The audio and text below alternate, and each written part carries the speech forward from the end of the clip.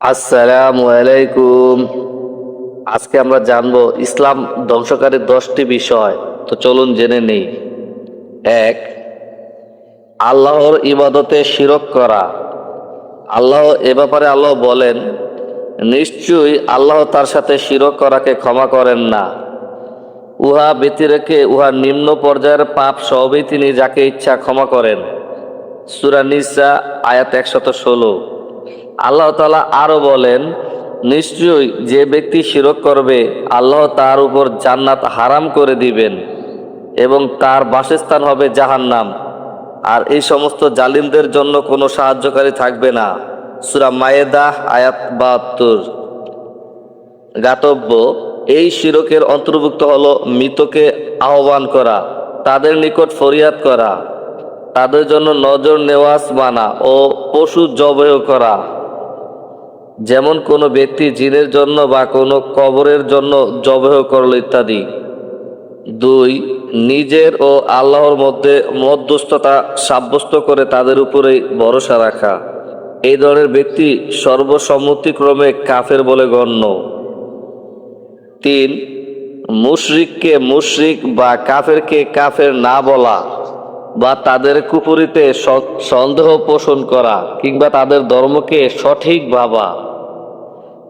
চার, এই বিশ্বাস করা যে অন্যের আদর্শ নবী সাল্লাল্লাহু আলাইহি ওয়াসাল্লামের আদর্শের চাইতে অধিক পূর্ণাঙ্গ, কিংবা এই বিশ্বাস করা যে অন্যের বিধান নবী সাল্লাল্লাহু আলাইহি ওয়াসাল্লামের বিধান অপেক্ষা অধিক উত্তম। যেমন কেউ কেউ তাগুতের বিধানকে নবীর বিধানের উপর শ্রেষ্ঠত্ব নিয়ে থাকে, সে ব্যক্তি কাফের বলে গণ্য হবে। পাঁচ, রাসূল সাল্লাল্লাহু আলাইহি ওয়াসাল্লাম আনিত কোনো বস্তুকে ঘৃণা চোখে দেখা। এমত অবস্থায় সে কাফের বলে গণ্য হবে, যদিও সে ওই বস্তুর উপর বাহ্যিকভাবে আমল করে। এ ব্যাপারে আল্লাহ তাআলা বলেন, ইহা এজন্যই যে তারা আল্লাহর নাজিলকৃত বিষয়কে ঘৃণা করেছে, সুতরাং আল্লাহ তাদের আমলগুলোকে পশু করে দিয়েছেন। সূরা মুহাম্মদ আয়াত 9। ছয়, দিনের কোনো বিষয় নিয়ে বা তার পুরস্কার কিংবা শাস্তিকে নিয়ে ঠাট্টা বিদ্রুপ করা। এ ব্যাপারে আল্লাহ তাআলা বলেন, আপনি বলুন, হে রাসূল, তোমরা কি আল্লাহর সাথে স্বীয় আয়াত সমূহের সাথে এবং রাসূলের সাথে ঠাট্টা করছিলে? কোনো প্রকার ওজন আপত্তির অবতারণা করো না।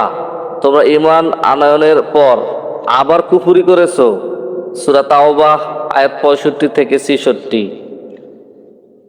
সাত, জাদুটোনা করা।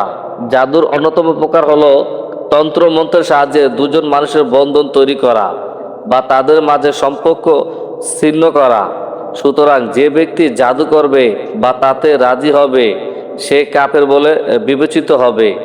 এ ব্যাপারে মহান আল্লাহ তাআলা পবিত্র কোরআনে বলেন, ওই দুইজন হারুত মারুতে ফেরেশতা কাউকে জাদু শিক্ষা দিতেন না, যতক্ষণ পর্যন্ত এই স্থানা বলতেন, নিশ্চয়ই আমরা তোমাদের জন্য পরীক্ষা স্বরূপ, সুতরাং আমাদের নিকট জাদু শিখে কাফের হয়েও না।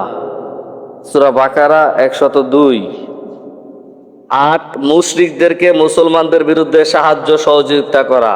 এই ব্যাপারে মহান আল্লাহ তাআলা পবিত্র কোরআনে বলেন, তোমাদের মধ্য হতে যে ওদের অর্থাৎ বিধর্মীদের সাথে বন্ধুত্ব করবে সে তাদেরই দলভুক্ত বলে গণ্য হবে। নিশ্চয়ই আল্লাহ জালিমদেরকে হেদায়েত দান করেন না। সূরা মায়েদা আয়াত 51।